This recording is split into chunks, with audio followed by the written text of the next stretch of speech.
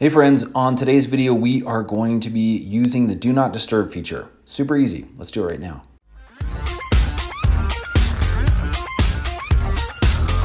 Okay, so to get to the Do Not Disturb feature, what I'm going to do is click on our settings mode. In our settings, we're going to go about halfway down, and you can see there's a Do Not Disturb feature with a little arrow. We're going to click on that, and this is going to bring us to our Do Not Disturb settings.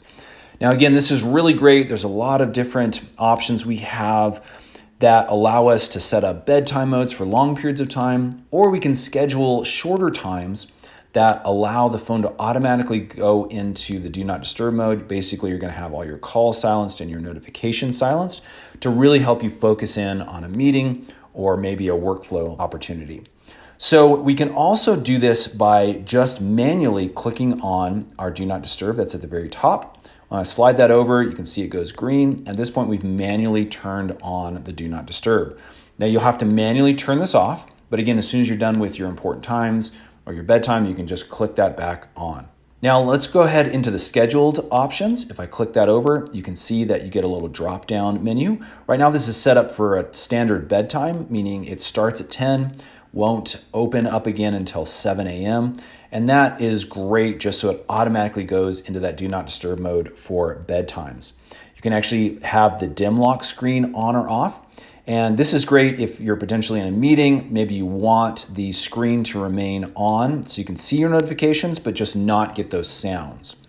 That is an option for you right there as well. So one of the ways this is great is if the following day you want to set up your phone to automatically go into Do Not Disturb so you don't forget, maybe you got a really important presentation or meeting, you can actually click the scheduled on, again, hit one of these buttons here. You can change the start time, change the stop time, change it from AM to PM if needed, and basically your phone will automatically be silenced during that time. Let's go ahead and turn the scheduled off.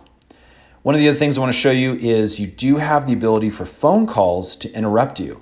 And this is really important for emergency phone calls, maybe from family or friends. As you can see, I'm allowing calls from anybody in my favorites list. This can be changed though by clicking right there on that arrow. As you can see, you can allow everybody, no one, or even somebody in your groups to be able to disturb you.